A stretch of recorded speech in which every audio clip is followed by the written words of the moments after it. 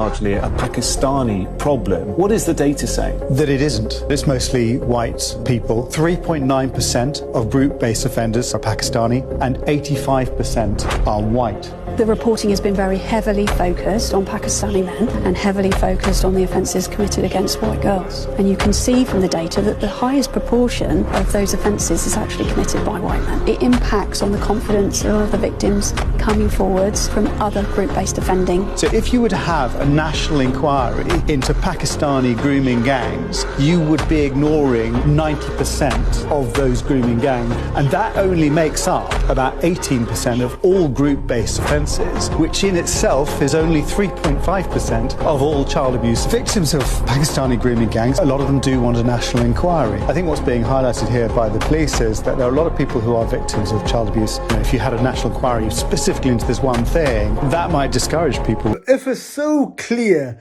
that majority of grooming gangs are not Pakistani men, why go with it? Why make the main agenda of the media, of the politicians, the main talking point in parliament and the radios and the news be about the fact that it's mainly Pakistani men? Or try to paint a picture that is mainly Pakistani men? And the answer to that is that it just serves their agenda. The West is in decline. Economically it is dysfunctional. Costs are rising. Social unrest is increasing. There are big domestic issues here in the UK and in the West in general. So what do you do as politicians, as journalists, as media outlets within the West if your own system is failing? Well, the last thing you do is blame the system itself for failing. And the first thing you do is blame the immigrants, blame the minorities, blame the Muslims. I mean, no, don't blame the multi-billion-dollar corporations. Don't blame the businesses for monopolizing certain commodities and then increasing the prices as they want. Don't blame the politicians for taking underhand corrupt deals from the very capitalists who are funding their campaigns behind the scenes. Nah, don't blame any of that. Blame your kebab shop worker,